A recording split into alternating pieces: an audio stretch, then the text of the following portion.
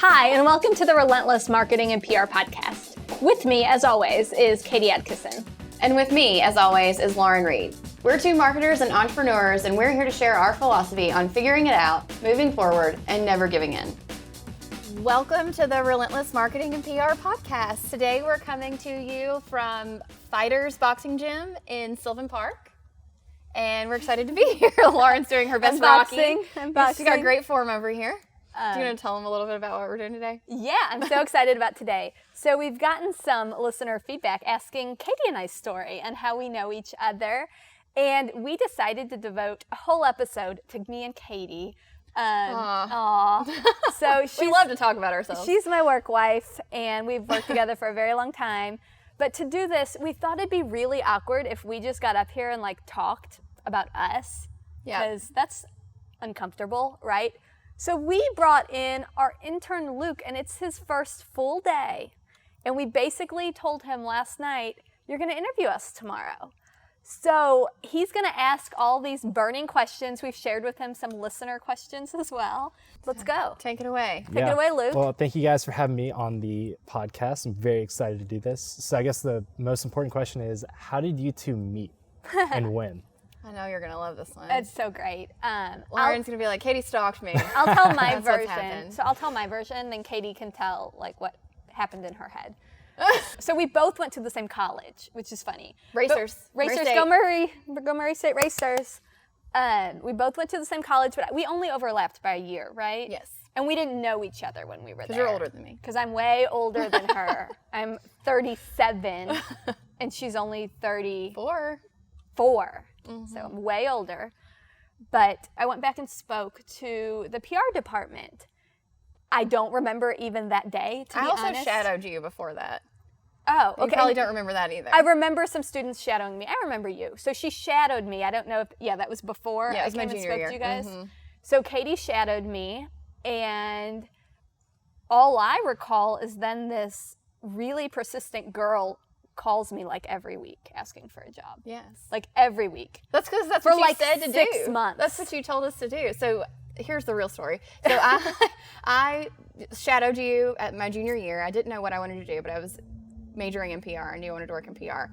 And I went to the agency that we used to work for, and I shadowed you, and I was like, this is it. This is what I want to do. You wanted to be me. I wanted to be Lauren. Oh. I wanted to work at an agency. I knew that's what I wanted to do. And then you came and you spoke to my senior seminar class. Did you come up and say hi to me? No, I didn't. Why?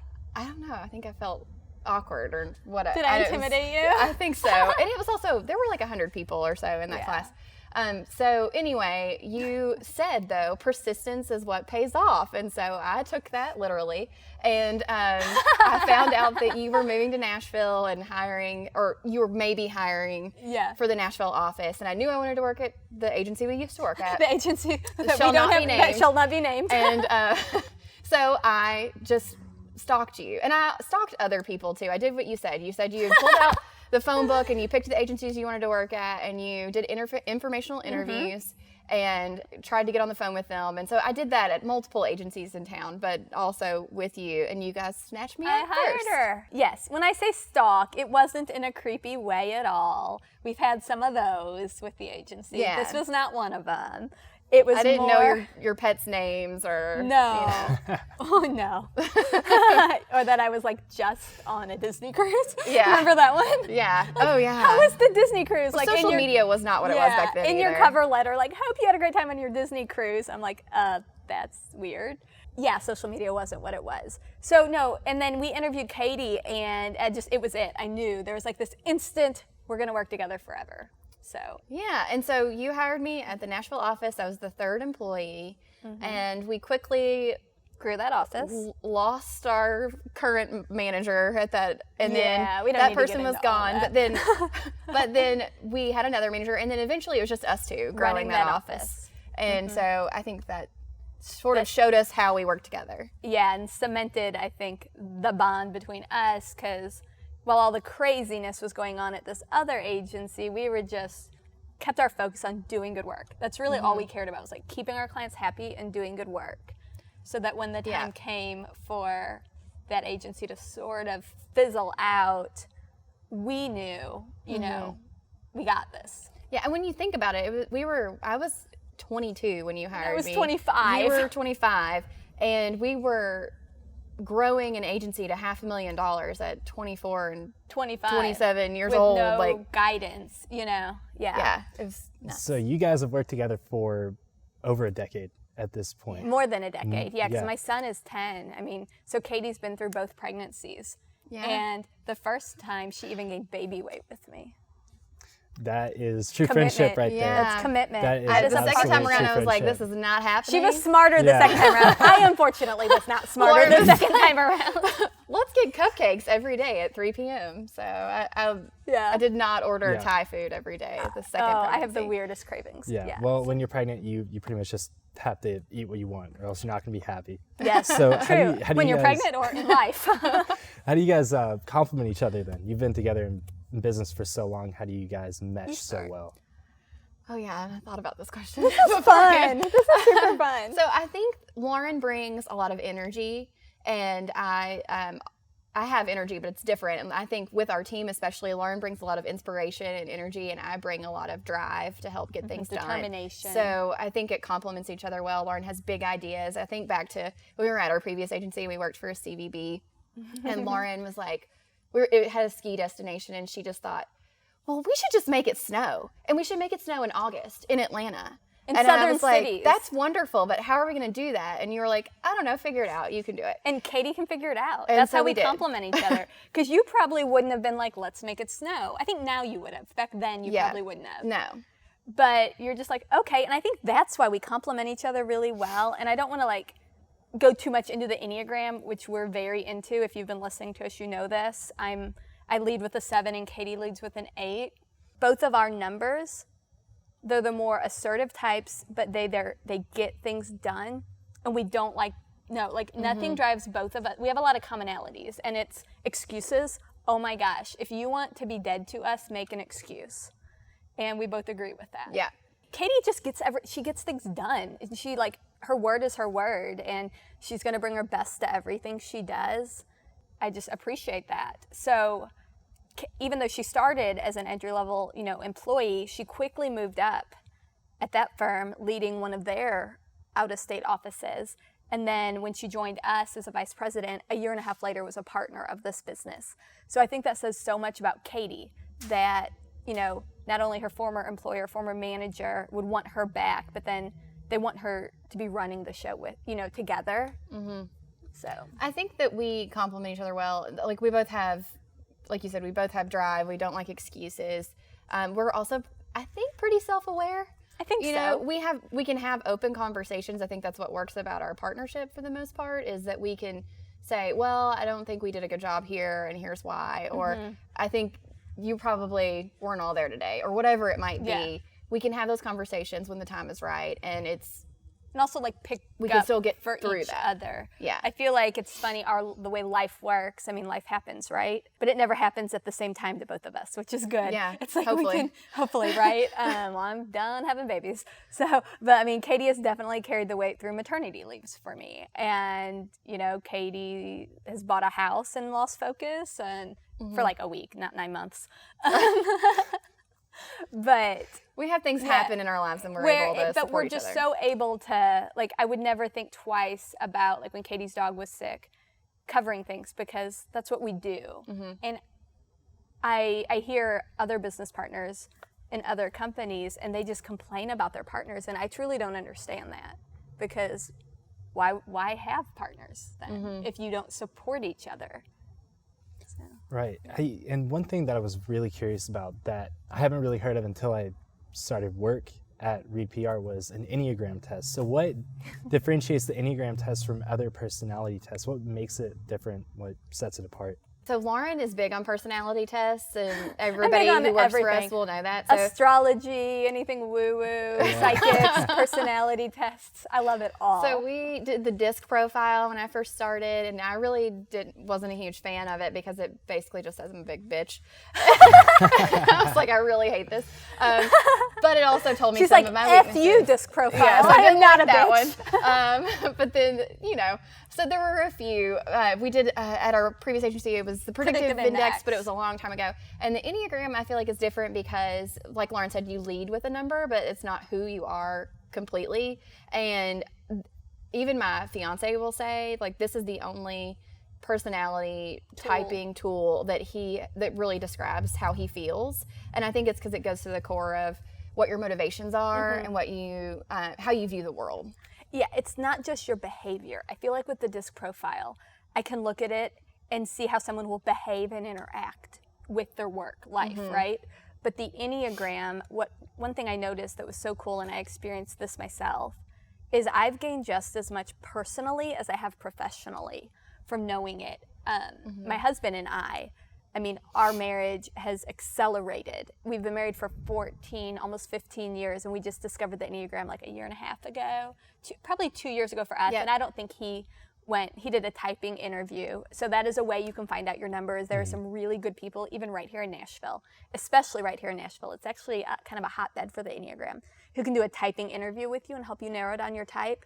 And that's another way it's different. Is the disc profile or something, you take it, or the Myers-Briggs, and it's like, here's what you are. Like for me, I was a high I, high D. The pattern was called inspirational. But it's just like, here's what you are based on some things I answer. The Enneagram's not like that. It's, even when you take a test, it's just gonna narrow down like 3 that you should look into. And then you really have to read into it, look into it, and do the deep inner work to determine your number. The tests mistyped me. At first, it thought I was a 3, which is the achiever. I'm absolutely not an achiever. Yeah. The reason I achieve is for freedom and independence, which is I'm a type 7. But I think what's so great about it is it just leads with your personal life and how you see the world, and childhood wounds and everything that play into who you are today. Then that is going to make you a better professional. I think the reason I like it too, and being an 8, that makes sense, is that you decide for yourself what you are. So for an 8 who's very like independently minded, deciding what I am, that's not a big old bitch. It's great. Yeah, she got to pick. Well, and one word of wisdom for those trying to figure out their type, something several people have told me, and it worked, for me, is when you start to get a little like that feeling in your stomach, like, ooh, when you read about the negative parts of a type, you're probably that type. Because I was reading about the low levels of health, and no number is better than the other. There's, levels of health within each number. So if people say, what number do you look for when you're hiring? It doesn't matter. I just want them healthy. I want them to be a healthy level of whatever their number is. Because besides 5, we've had all the patterns in our office. Yeah, which 5s would never work in PR. No, a 5's probably not going to work in PR. I don't think. You don't think? Let's not generalize. When I was reading about the 7s, some of the stuff on there, I was like, I don't do that. I don't do that. I don't do that. And I'm like, oh, I'm thinking that because I do that. Sure. I guess that kind of leads into my next question, which would be, what kind of company do you hope Reed will be? What kind of company do you hope it is right now? I hope we're a company that does really great work, but more importantly, that our team enjoys working there. I always say my biggest client is my team, because if I'm pouring into them and making sure we have a really great culture, and if I'm leading and teaching them, we definitely believe in leading by example. If we're doing that, then we're going to do best-in-class work. Happy employees are productive employees, and then you get longevity with them. So we do lots of things, some non-traditional benefits, but I keep a keen focus on our team and their happiness levels and their personal growth, because that's what we sell. I'm not selling widgets that I produce in a factory.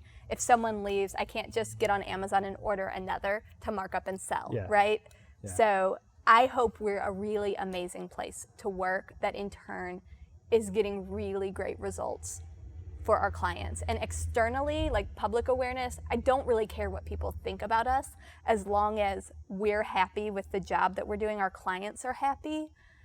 And so Katie probably has a different answer. Well, I think just playing off of what you said, our having a happy team, I know that they are our team is your main focus or one of your top focuses. But clarifying a little there. Having happy employees does not necessarily mean that they get everything they want or that everything's perfect all the time either. I think it's providing a place where people can grow and where they're going to get true feedback and real-time feedback and real work and things that make them feel fulfilled. I think that's something that when we talk about generations, like the millennial generation, sometimes our parents coddled us or whatever it might be. Ours didn't. Ours We're did old not. millennials. What are you? Are you Gen Z? Technically a millennial. I was born in 1996, so that's the last 96? year. 96, that's the last year of millennials. Well, and I'm 82, so we bookend the millennials. We do, basically. But having a place where people can come and get true like meaning and value out of what they're doing is important to me. And then doing good work, like you said. I think taking some of the good parts of our personalities and having those come out through our company, whether that's getting things done, having grit, being inspiring, having big ideas, all of those things that we hope we can embody ourselves. And I didn't mention the most important thing is we have to be a profitable company. Sure. We're not running a nonprofit, nor do we have any desire to. So if we're not a profitable company, none of this works, right? Right. So I also want us to be a profitable company and taking on the right kinds of clients and Smart business owners. We love marketing and PR. We do. I mean, we've based a whole podcast on this. I also love business and growing businesses, whether it's my clients or ours. So there's definitely a deep passion behind that for me. So why did you guys want to start a podcast? That's your question, because you're like, Katie, I'm starting a podcast and you're my co-host. So Yeah, that's true. That's what happened. So we're actually going to film a whole episode on podcasting and why its place in marketing today. Sure. But why I wanted to do it is because there's not a lot of podcasts out there that actually focus on, they're very theoretical, right? Right. But I wanted one that was quick, like 30 minutes or less. I think most of our episodes are that, right? I'm looking over at our producer right now, I'm nodding, who's nodding at me. That just easily digestible chunks that you get real takeaways from each episode. So I listen to a lot of podcasts and it's like, know your brand, and it talks about the importance of knowing your brand. Okay, well, tell me how the F I'm gonna take this into my company today. So our goal is to provide a lot of really actionable things that people can do, but also just have fun with it. And we're recommending this and leading podcasts and stuff for our clients. So I'm very big in, we're not gonna sell something we haven't done either. Right. So. Yeah, that's what I was gonna say. Part of the reason why I think you wanted to start a podcast was that is also you tend to be a constant learner and absorb a lot of information, and this is the next thing. Podcasts are big right now, and you wanted to know, is this something that can be valuable for our clients' businesses and our own? And then also, you're never going to recommend something that you haven't done yourself. So It's a very cool project, but I have a burning question that I wanted to ask you two. One thing I've heard pretty often is the word spin. It has a very negative connotation. So what exactly about the word spin or putting a spin on something is so bad? Because it's not what we do. It's not true. We, as an industry and as an agency, hold ourselves to the highest ethics. And when you say someone put a spin on something or spun something, it's almost like they're not telling the truth, or they're saying like, I mean, let's just give a stupid example. Let me make not all the information. You're not sharing all of the information, but we have a strict code of ethics we follow, and anyone who works here follows that. It's in our employee handbook that they sign off on. It's our PRSA, the Public Relations Society of America Code of Ethics, and the term spin, it's just not accurate. What we do, the definition of PR is, I'm not going to give the technical definition because I can't remember it right now, but it's along the lines of an organization communicating in a mutually beneficial way with its publics, creating mutually beneficial relationships, right? Right. It's not mutually beneficial to anyone if I'm not giving all of the information or correct information or spinning information. I think there are people who do it, right? There are people who put a spin on things every day. And they're the kind of people we sometimes there fire. are media outlets too, you know? Right. And so it's something that's becoming even more of a problem that really irritates me, because that's not what I do, but people are starting to equate the word spin with PR, and I mean, they've equated it for a long time. right. And it just, it bugs me because, like Lauren said, that's not what we do. Mm-hmm. So I guess a good follow-up question to that would be, what is the biggest mistake the two of you have made in your career, and what is your greatest achievement? Oh, Lord. This one that sticks out to me, I've made plenty of mistakes. I've made lots and lots of mistakes, but one that sticks out to me is early on in my career, I sent something out under embargo, which you're allowed to do. It's part of the rules. When you're working with a journalist, you can say, this is under embargo, please don't use it. And in the grand scheme of things, it was not a big deal, but to my client, it was a very big deal. I do not remember this at all. It was changing the name of a certain organization, and they ran with it ahead of time. And I remember being on the phone with you and our other boss at the time, and like almost in tears that this had happened. And working with the media, they can do whatever they want. Like, they can run, even if it says it's under embargo, they shouldn't. I mean, it's not necessarily right, the most ethical thing to do, but just knowing what your boundaries are, and if something gets into the wrong hands, how are you prepared to manage that? So that's something that I think has been a mistake that I've made. And I'm like racking my brain, don't say it, but trying to remember which client this is. I think I know. Don't say it. It was a long time ago. Yeah, it was, and then let's both do our mistakes. You do your mistake. And then back to that embargo thing. Like, I think that to me is a lesson too. If you're going to negotiate an embargo, do it on the phone. Mm-hmm. Like, don't just send the info. Like, so the biggest mistake, it's hard because we all make mistakes, but like, we learn from everything. So there's really not much in my life I would change. I made a huge mistake when I was. It's really not. It's huge. And I know I'm trying to she say tells me it without story saying every who time. it is. Yeah. It was huge. I make a mistake and it's not a big deal. So, I was like less than a year out and I was of college. So I was and I was planning a huge event, and we ordered $12,000 worth of invitations for this event. And there was a typo on it. It said blank of blank versus blank for blank. So nobody would have known. The office of instead of the office for. Okay. Nobody would have known. But I got them. I was the only one at the office that night. I couldn't get a hold of my boss. I notice it. Like, I'm sick to my stomach. I leave. I go straight to Target and I get a job application because I'm clearly getting fired the next day for this huge mistake. It's not even that big of a deal. So I got a job application. Side note, they never even called me. I learned a lot from it because the next day I went in, I told my boss, and I was holding back tears. And he was just laughing. He was so gracious about it. He's like, Lauren, this is not a big deal. But I think that was a turning point for us because I was brand new, where he knew, like, I was trusted. He could trust me to come and tell him when things are wrong, and I'm not going to try and cover up and hide anything. But he also saw how much I cared. I was sick. I don't think I slept that night. I was just sick over the fact that I screwed up in something that was so important to my client. They trusted us and our agency. So ever since then, I am like a proofreading queen. I still, like, my hands shake when I'm hitting send on a MailChimp campaign because I read it a million times. But that, to me, Katie says it's not a big deal. It to me is a big deal because, like, a lot of our core values today as a company, like, respect your client's budget, okay, or screw up $12,000 worth of invitation.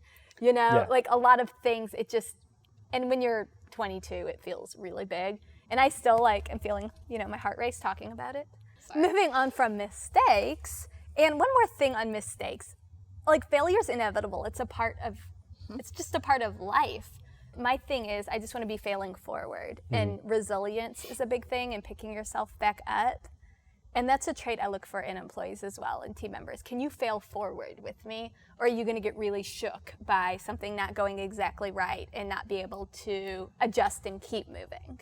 Yeah, I think, too, something about our mistakes that I've gotten better with as I've aged is I don't let them... to the ripe old age of 34. I know. I don't let them bother me as much anymore. Oh, gosh. It's like, okay, I did that, but I'm not... I used to... We would let it ruin an entire weekend. That chain would be broken out for weeks because I had a mistake, one mistake, and it's like we would feel I would have a physical reaction because I had screwed up something, and usually it's not that big of a deal. And I think now we have learned, it's like, oh, remember that time that I had that typo on this? Or do you remember this and how big of a deal I thought it was? And I think it gives us perspective. We started to say to ourselves, in 6 months, is this going to matter? Yeah. And it's still a big deal at the time, and we should do everything we can to fix it, but you can't kick yourself for days over something. I mean, it's 15 years later, and I'm talking about that mistake on those invitations. Was that directed at me? No. I'm kidding. Yeah, and I don't know how many weekends I spent, like, a client would send a cryptic email on a Friday, like, can we talk on Monday? And it's like, oh my God, here comes the panic attack. Not really, but I saw a meme the other day, and it was a My Little Pony, and it was like, my little panic attack when someone says, hey, can we talk? Yeah. So I would spend the whole weekend, like, sick, like, not even able to eat, which is good for weight management, but it's not a good way to live your life at all. Yeah. Well, and we had an Enneagram specialist who talked with us for a while, and she gave me this really nice tip, and she said, you're telling yourself a story. And so now when I get an email like that, or when I've made a mistake, until I know what the other person is thinking and have a conversation with them, I am telling myself a story. And you did that to me the other day. You're like, we can keep speculating, or we can wait 10 minutes for the phone call. Yeah. Because it's like, well, we're just making shit up right now. Yeah. So. What excites you about your jobs? Oh, so much. Wait, we didn't We did answer the our achievement. biggest Oh achievement. yeah, what are your biggest That's a hard achievements? one. I don't know. Why don't we say it for each other? Okay. Okay, let's think. Well, I think for you, it's this, right? Like The podcast? No, the company doing this thing, like going out, doing this, having clients, making people happy, having employees and a team, and then also, you always say this, and I think it's true, like being one of the best places to work or Best in Biz Awards, knowing that our team thinks it's a good place to work, since that is one of your main responsibilities. I think that is one of your biggest. Providing, I think for me, she's right, providing a workplace that people enjoy coming to work and they grow, and not just providing it for them, but when I sometimes, and I know Katie does too, I feel the pressure of that. It's, right now 10 really, really smart people, 11 with you, have chosen Reed as the place to grow their career. And I don't take that lightly. So it's an achievement saddled with a lot of pressure. And then our Be the Good program, I'm so proud of that. It's so we donate a portion of revenue each year to provide grants and scholarships for people to do volunteer and service work. And I'm very proud of that program, and that we've provided, I think, more than 50 scholarships in the past 5 years. The program's hitting its 5-year anniversary this year, and So Katie has so many achievements. Oh gosh. She was just named to the top 40 under 40 in Nashville. Which you also got. Years and so ago. did Jenny. Yeah, our whole leadership team, it's really exciting, has gotten it at some point. But this is Katie's year. And I don't know what you would say, but what I see your biggest achievement is you're running an agency too. Like everything I just said, you're doing too. And I think what drives you on it is different though. You want like the big clients. Like we landed NASCAR and you're like, hell yeah. We landed NASCAR and I'm like, fun. We get to do a really cool project. But for you, I think you are more focused on, and where your achievements are the type of agency we've grown it to. Like the best in class work and the levels of client that we have now. Would that be accurate? I think so. And that you're the leader in that agency. Like you've worked your way up from, we are these PR majors at Murray State to running one of the fastest growing agencies, not just in Nashville, but the Southeast. Yeah, I think also, I'm going to get super reflective. Are you going to cry? No, but I think for a very long time I was, like I started, now I'm not crying, I'm just, my throat is crying. choking. She's crying. Anyway, watch the video. I have a tickle in my throat. Anyway, so no, I started like kindergarten when I was 4 years old. I started college when I was 17. I was also just achieving to achieve for a long time. And I think for me, part of it is, yes, I go and grind it out all day and like have drive. But also now I feel like I'm able to say, okay, these achievements are important and having a career is important, but it's not everything. And I feel like one of my greatest achievements this year is having some balance. That balance. Yeah.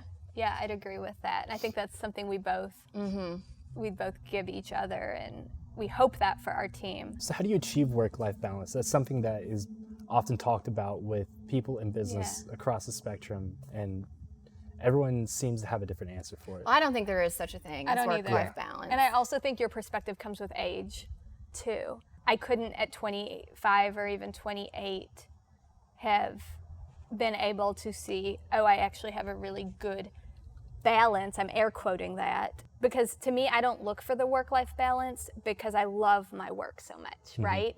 So work doesn't feel like a grind for me to go into. But I also just am very strategic about it. And I have 2 kids, and that forces you to have a work-life balance, right? I mean, before my son was born, every Friday night, and Katie was usually with me, we were at the office till 10 p.m. ordering pizza, just finishing up everything from the week and then prepping for the next week. I can't do that anymore and be, a responsible mother.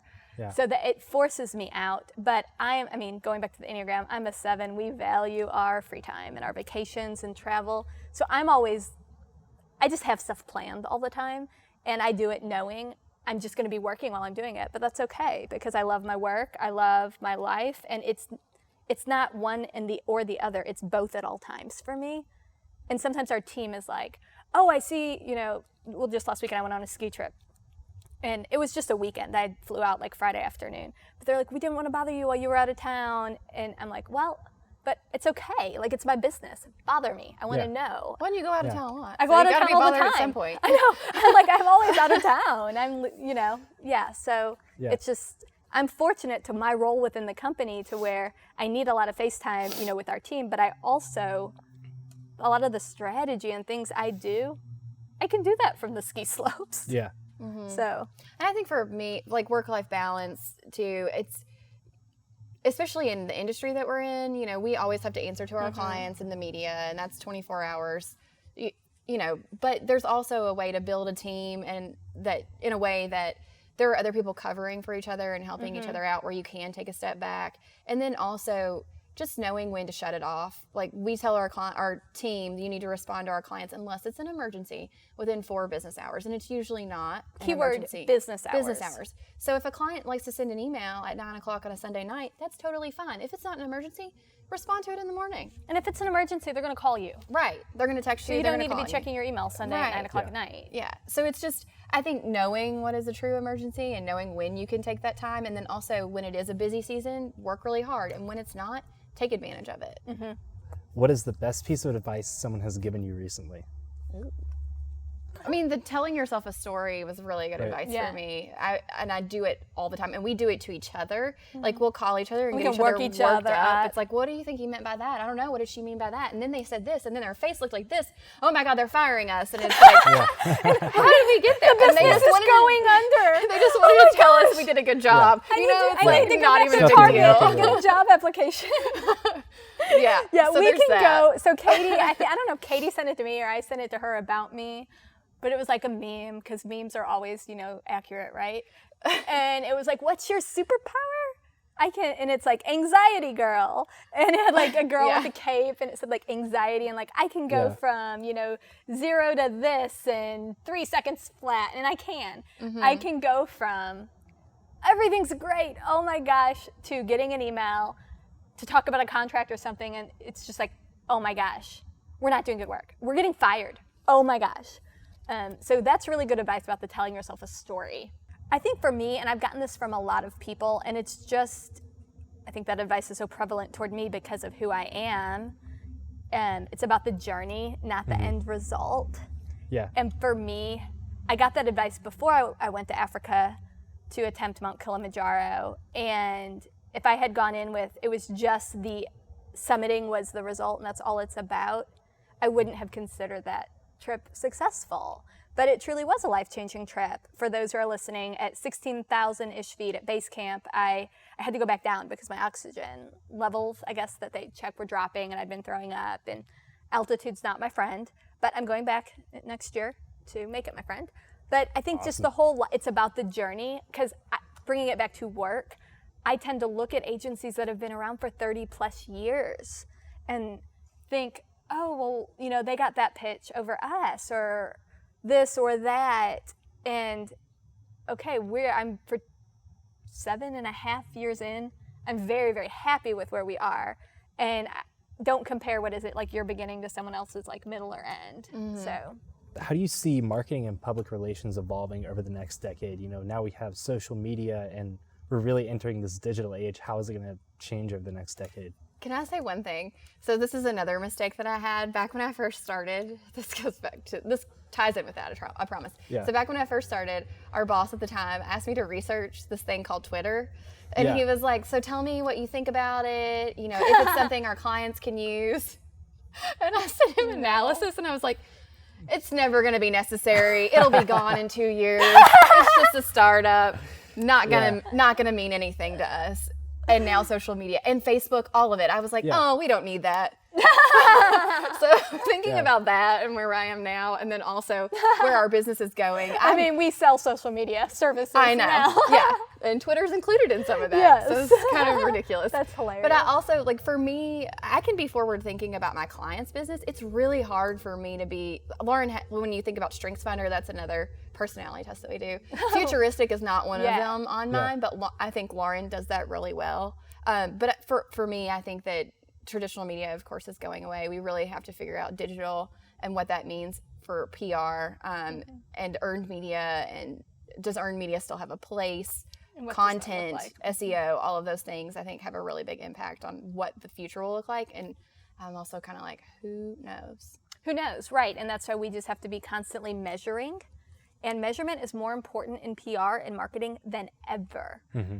Marketing has always been very data-driven. And as marketing and PR tend to blend more and more, and our clients are increasingly, they're not VP of PR, they're CMO, VP of Marketing, and PR falls under that, which is why our services align with that, supporting that sort of person.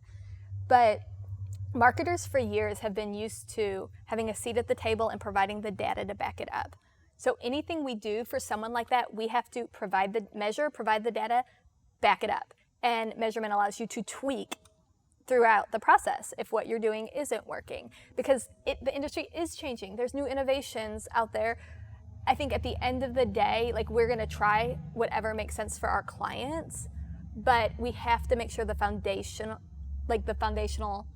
things that make us successful are there, that the industry is built upon. And that's the research, that's the planning, the measurement, the implementation. If all of those aren't there, it doesn't matter if, oh, hey, let's, I remember when Foursquare was a big thing and some client wanted on Foursquare. Okay. So I remember going through and doing. I forgot about that. I know, right? What was that? So we were right on that one, that it's not worth our client doing. But doing this analysis and looking at it through a PR lens. Mm-hmm. And we've all been trained in PR. And I think there's going to be all these innovations and trends out there, but we've got to keep that and just not lose what makes what we do effective. And it's very easy to be like, oh, hey, let's launch a podcast without going through those steps of what's the need, what's this. Do you guys see any potential business disruptors on the horizon, something that could come along and just really shake up the industry? I think influencers are already doing that. Mm-hmm. We've talked about this for a while now. It's like the Wild West out there of influencers. And by that, I mean, they all want to be paid for their services, which I understand. But there is no set pricing. There's no ethical standard in being an influencer. And I think people are also starting to realize that a lot of these influencers are being paid because the FTC has regulated that, and they have to say that they're sponsored.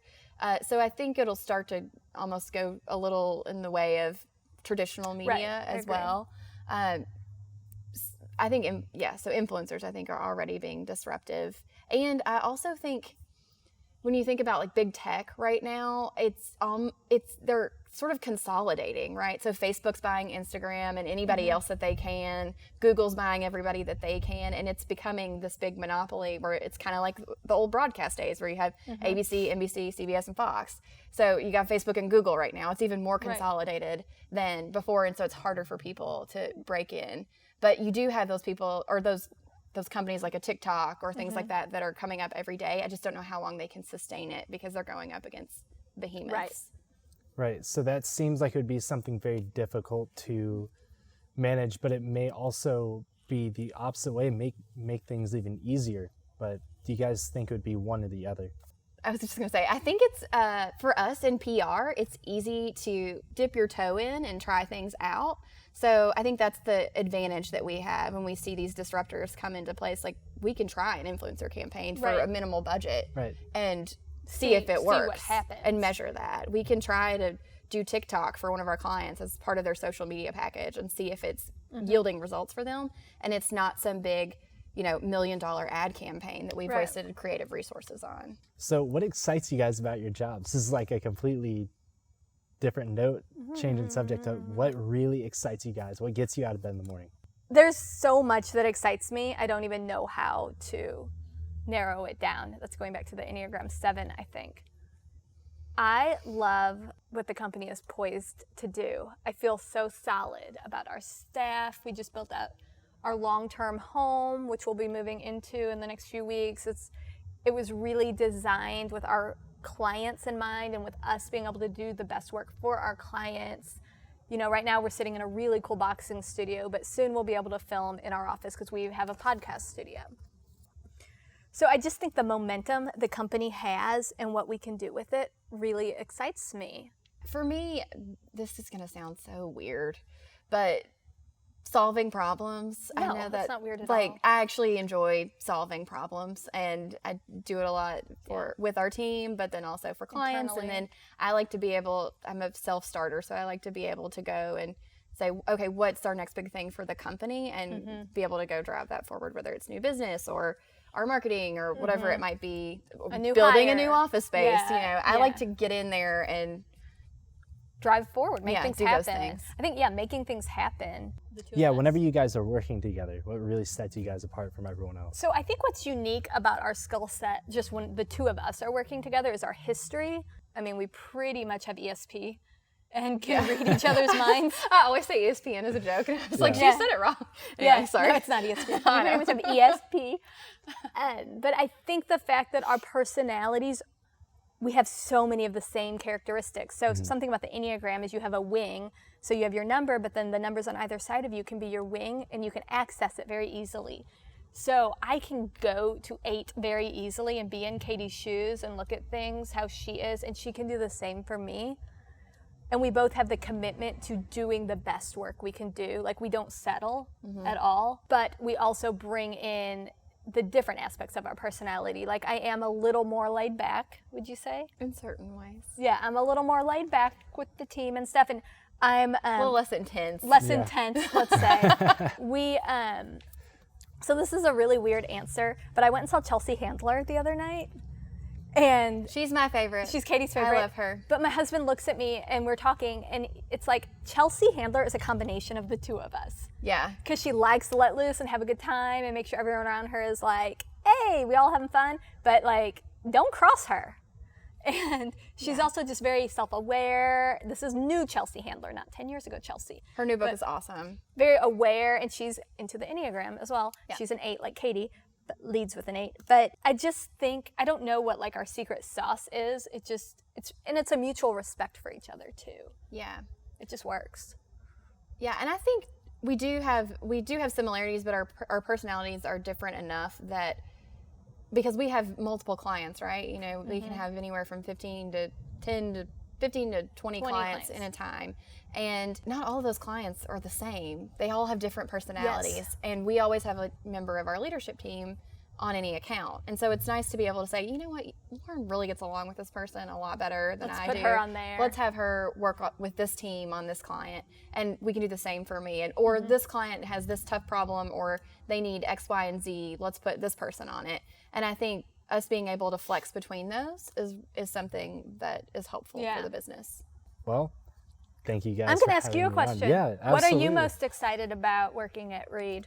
So I'm very, very excited about this podcast. I'm really eager to see all the episodes come out and get it off the ground and start discovering how we can make it bigger and better and have it reach and teach more people than ever. So I'm very excited about it. We're excited to have you. And let's give Luke a hand, because he was told last night at 6 p.m. that he was great doing interviewer. This. He was interviewing us, and yay! So thank you for joining us. Luke, thanks for being our interviewer, and Absolutely. I hope it helped everyone learn a little bit more about us, Reed, Lauren, and Katie. Your hosts. Thank you guys for having me.